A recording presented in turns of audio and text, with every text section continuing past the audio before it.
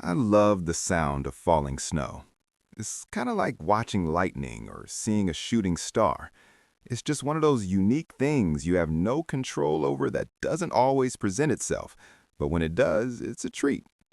I'm not really the hiking type, but when it's snowing out, I just can't help myself.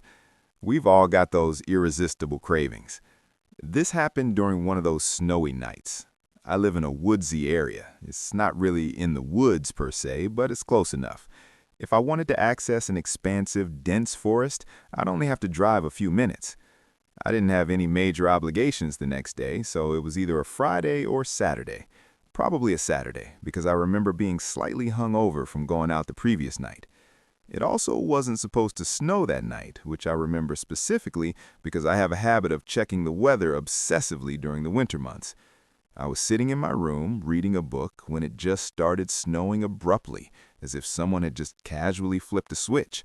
I didn't even notice it at first, but by the time I realized what was going on, there was already a considerable amount of snow on the ground. Without thinking too much, I instantly knew what I wanted to do: take a snow walk. So that's what I did. The spot I drove to is pretty secluded for the most part. It's a local hiking trail that usually doesn't see that much traffic. I stepped out, admired the snowfall for a few seconds, and started walking. I didn't really have a defined plan in my mind. My only objective was to get deeper into the woods so I could more fully appreciate the snow. After about 20 minutes of walking, I was finally satisfied with how far I'd gone. But then the literal moment I stopped to appreciate the snow, I heard something. Something that definitely didn't belong there. It was a child's voice. It took me a few moments to even process what I heard. Just as I was telling myself my mind was playing tricks on me, I heard it again. The sound of a little boy yelling, "Hi." I know that sounds pretty benign, but it was just so freaky in the moment. It was quite literally the last thing I was expecting to hear out there, all alone in those woods.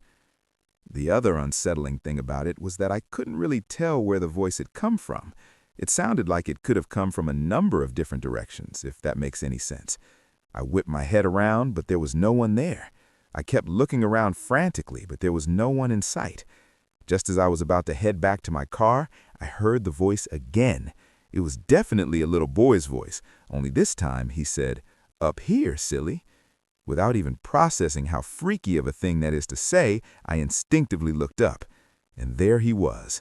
There was a little boy who looked to be around 9 years old, just sitting on a tree branch in a tree not too far away. It was the most bizarre thing. The boy was clearly bundled up for the cold, but how he managed to climb that tree, I had no idea. The lowest branch to the ground was at least 20 feet off the ground. Strangely, seeing him kind of calmed me down a little. It was almost like I had been afraid of not knowing where he was, as opposed to him being there. I walked over to the tree he was sitting on, keeping my eyes on him the entire time. He was smiling this really wide grin that reminded me of the expression someone who hadn't learned to smile yet would make. My sense of security started disappearing the more I looked around, though. For starters, there wasn't a single footprint around the tree he was sitting in, meaning he had climbed up there before it had started snowing, meaning he had been sitting in that tree for at least 45 minutes. And that's not even mentioning the fact that he figured out a way to climb that thing in the first place. Like I said, it would have been exceedingly difficult to do so, even if you had climbing experience. The tree was perfectly straight. He would have had to shimmy up 20 feet. He waved at me, and I didn't waste a second. I asked him how he got up there, and he told me it was a secret. Then he just went back to smiling that awful grin. I didn't know what to do. This kid clearly didn't belong out there, and I felt compelled to do something. But what was I supposed to do? Try and climb the tree to get him down? Before I could think of something to say, he stood up straight on the branch he had been sitting on and said, "Watch this." Then, without warning, he leaned back and fell. He fell what must have been at least 30 feet. I screamed. There was nothing else I could do. I watched in horror as he landed directly on his back with a gruesome thud. I thought he was dead. There's no way any amount of snow could have cushioned that fall. I ran over to him, but before I could reach him, he sprung up off the ground and started running away from me. It was impossible. Falling from that height should have been enough to kill him. I screamed again, this time out of shock, and I watched as he ran off deeper into the woods. Even with the bright snow on the ground, it was still dark enough for him to run out of sight. I don't know what came over me. Instead of doing the rational thing and turning around, I ran after him. I know myself. If a situation like that were to arise again, I'd turn around 99 times out of 10. But I guess this was just that one time. That's the only explanation I can come up with. I regained my composure and started following his footprints, knowing he couldn't have gotten far. After a few seconds of running, I started to hear him laughing. Cackling is a better word. Honestly, it was really unsettling. It was like he was toying with me, playing a game while I was out there scared to death. His footprints passed a nearby tree, and as I was running past, I felt something latch onto my back. Before I could react, I was tumbling to the ground, and this kid was on top of me, clawing at my neck and shoulders. I started screaming and blindly grabbed at him, but he wasn't letting go. He started wailing too, and I could feel myself starting to bleed. He was tearing into my neck with his fingernails, and I thought he was going to blind me. I managed to stand back up, and with all my strength, I flung him over my shoulder. He hit the ground, immediately got up, and ran deeper into the woods, still laughing. This time, I didn't chase him. If it weren't for the cuts on my neck and the blood on my hands, I might have just stood there forever. The cuts didn't feel that deep, but there was an uncomfortable amount of blood. I hadn't been wearing a scarf, so I pulled off my hat and wrapped it tightly around my neck. My hands were shaking and soaked with my own blood, and I was having a panic attack. The next 20 minutes are really fuzzy, probably because I was so terrified and I had lost so much blood. The next thing I remember is being in the back of an ambulance, and then after that, I remember talking to some police officers about what happened. I got the medical attention I needed and was asked to recount my story like 10 times. At the time, I didn't realize what was so unbelievable about it. I would only later learn that while I was in the hospital, the police had searched the area and found nothing. What's worse, they allegedly followed my footprints and only found the one, mine. I remember being so emotionally distraught when I found that out. I was furious at the thought that they hadn't searched the woods thoroughly. But why would they lie? By the time I was discharged from the hospital and done talking to police officers, I didn't have much energy to do anything other than sleep. I can't remember if this was the day after or 2 days after. Like I said, things got a bit fuzzy, but eventually I went back to that hiking trail. It had snowed considerably since then, so it wasn't too surprising to find my footprints had been snowed in. I searched the entire forest. It must have taken me hours, but there was no sign anyone had been there. This is still one of the freakiest things that has ever happened to me or anyone I personally know. This happened over winter break my sophomore year of college. I was 19 and had the house to myself for a little under 2 weeks. During the second week, a massive snowstorm hit. The forecasts were predicting something crazy, and they definitely weren't lying. By the time I woke up that Saturday, there was already close to a foot on the ground, and it was still coming down hard. Plows couldn't keep up, and by late afternoon, the roads were basically impassable. I should mention that my neighborhood isn't your typical suburban setup. The houses are pretty spread out, and there's a lot of wooded areas between properties. It's nice in the summer, but in the winter, it can feel kind of isolated. That day, with the snow piling up and no cars on the road, it felt even more so. I was bored out of my mind by like 6 p.m. The Wi-Fi knocked out while I was sleeping, so I couldn't even pass the time by playing video games or anything. For context, my only hometown friend is this guy named Ryan, and I knew he was around because I had literally hung out with him the day before. So, while I was dying of boredom in my room, I got this idea that I thought was hilarious at the time. I was going to walk to his house and surprise him. The roads were undrivable, sure, but I figured I could make it on foot. It was only about 1.5 miles, maybe a little more. I'd walked further than that plenty of times. Looking back, it was a pretty stupid idea, but I was 19 and bored and thought it would be funny to just show up on his doorstep covered in snow. The first part of the walk was actually kind of nice. The snow had stopped falling by then and everything was covered in this thick white blanket. The streetlights made everything glow and it was weirdly peaceful. I could hear my own breathing and the crunch of my boots, but that was about it. There wasn't a living thing out there. About halfway there, the route cuts through this stretch where there aren't any houses for a while. It's mostly just trees on both sides of the road and a few empty lots. During the day, it's nothing special, but that night, especially with all that snow, it felt different. That's when it really hit me how alone I was. It was a really strange feeling. I kept walking, and out of nowhere, I saw headlights up ahead. The lights were pretty far off, but they were coming from the direction I was headed. I stopped walking and watched them get closer. It was definitely a snowplow, and it was moving really slowly. But then, out of nowhere, it suddenly veered hard to the right, like the driver had lost control or was trying to avoid something. I watched them cut across the road and disappear into the tree line. There was this muffled crunching sound, and then everything went quiet again. My first thought was that someone had just crashed, so I started running toward where I had seen the lights go off the road. The snow was deep and I couldn't move that fast, but the only thing on my mind was the thought that someone was hurt and needed help. It took me a few minutes to reach the spot. I could see where the vehicle had gone off the road, so I followed the tire tracks until I found it. The scene looked exactly as I predicted, a snowplow with its front end crumpled and smashed into a tree. Its headlights were still on, and the engine was still running. I ran up to the driver's side, preparing myself to have to lift someone through the snow, but when I got to the window and looked inside, there was no one there. The driver's seat was empty. I stood there for a second, not really processing what I was seeing. I thought maybe the driver had been thrown from the vehicle or something, so I looked around. The windshield wasn't shattered though, so they must have still been inside the plow. I checked the passenger side, but that seat was also empty.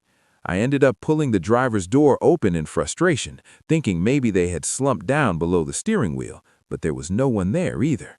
It took me a few seconds to realize that the entire plow was empty. There was quite literally nowhere else someone could have been.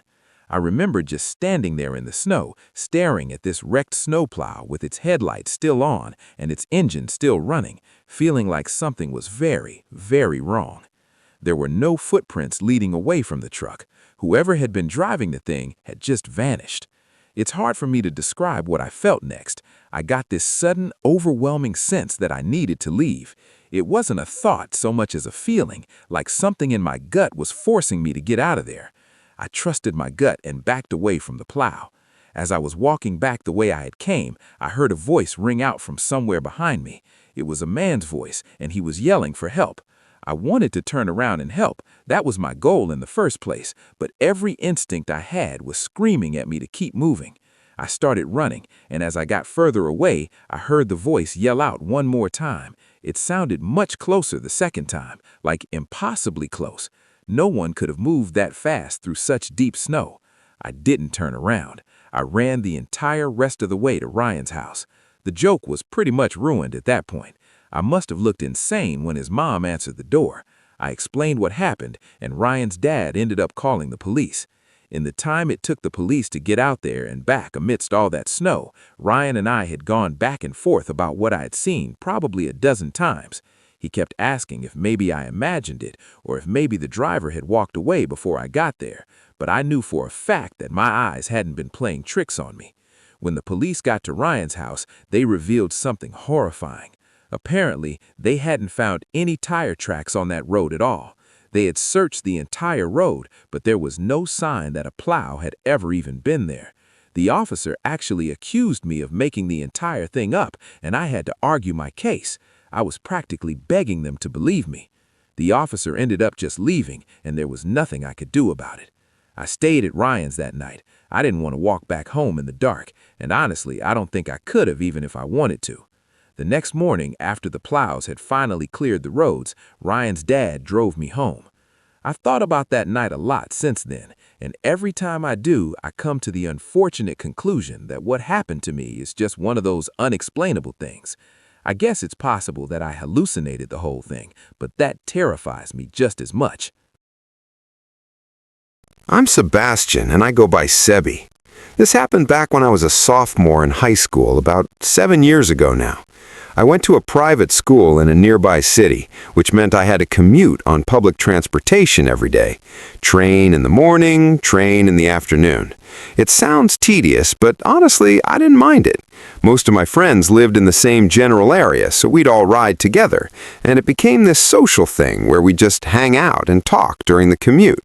One of the hidden benefits of private school, honestly, getting people accustomed to commuting early in life. I was a runner back then, track in the spring, cross country in the fall. During the off-season, I'd catch the train right after school let out around 3, and it would be pretty empty, usually just the same group of high schoolers heading home. But during the season, practice wouldn't wrap up until after 5:30, which meant by the time I got in the train, it was packed with commuters heading back to the suburbs after work. Luckily, my two best friends, Charles and James, also ran track and lived on the same train line, so I wasn't completely alone during those late rides.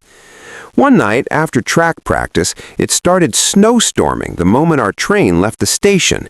It was midwinter, so night is definitely the right term, even though it wasn't even 6 yet. And snowstorm is also the right term, because it went from 0 to full-on blizzard in like 5 minutes. We found out while we were on the train that ours was the last one operating on that track. The forecast was predicting a massive storm, and they weren't letting any more trains leave the station after us. The snow only got worse. At one point, the three of us were genuinely wondering if the train was even going to make it to each of our stops. And even so, we quickly realized there was no way our parents could drive to pick us up. The roads were already a mess, so even if we made it to our respective stations, we'd have no choice but to walk home. For James and Charles, that wasn't a huge deal. They were practically next-door neighbors in a pretty lively, dense part of town. Plus, their houses weren't that far from the station. For me, though, it was different. My station was isolated. I'd have to cross a highway and then walk over a mile in this woodsy stretch to get home. I called my parents from the train and explained the situation. They told me I didn't have much of a choice. My dad told me to just suck it up, bundle up, and be careful. James and Charles got off at their stop, and I dapped them goodbye. The rest of the ride was just me and a handful of other passengers, and by the time we reached my station, I was the only one left.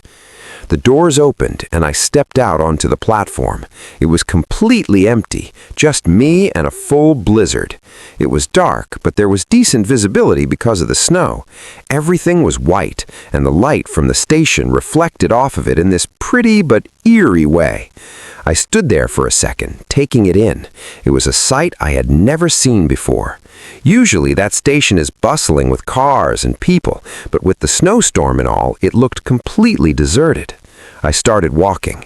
There was no point in prolonging the inevitable. For whatever reason, I thought crossing the highway would have been more difficult, but there wasn't a single car anywhere in sight, including snowplows. I actually stopped and looked around, kind of in awe. It was beautiful in a weird way. I started thinking to myself, I'd probably never experience anything like that ever again. After the highway, though, came the woods. The only other option was following the road home, but it was really windy and would have added a ton more walking, so I decided to just push through and walk through the woods. I don't know how long I'd been walking, but I happened to glance up after looking down at my feet for a while, and the moment I did, I had to hold back a yell. About 30 yards ahead of me, there was someone standing there, a man. He was facing me directly, almost like he knew the exact path I had to take. At first, my brain couldn't process what I was seeing because he wasn't dressed for the weather at all. He was wearing a short-sleeved shirt and shorts in the middle of a blizzard, and to make things worse, his face was twisted in this deranged smile. I didn't move. I just stood there watching him, waiting to see what he was going to do. My mind was racing, trying to come up with some explanation, but the shock of the situation was too much for me to handle. I couldn't think or move, and in one abrupt motion, he went from smiling and standing still to screaming and charging at me. It was literal horror unfolding right in front of me. I snapped out of my haze and began running as fast as I could back the way I came, screaming for help even though I knew no one was out there. I couldn't move that fast with all the snow, and I felt him closing the gap with every second that passed. The chase felt like it lasted forever. It was probably 5 minutes, but it felt like an hour. I finally broke out of the woods and hit the road, and only then did I turn around. He was gone, and that didn't make me feel much better, though. I felt physically sick. I followed the road home, and the whole time I kept thinking about my footprints, about how they were quite literally the only tracks in the snow. If that guy wanted to follow me home, it would have been the easiest thing in the world. When I finally got to my house, my parents were relieved. That is, until I told them what had happened in the woods. My dad wanted to go out and look for the guy, but my mom wouldn't let him.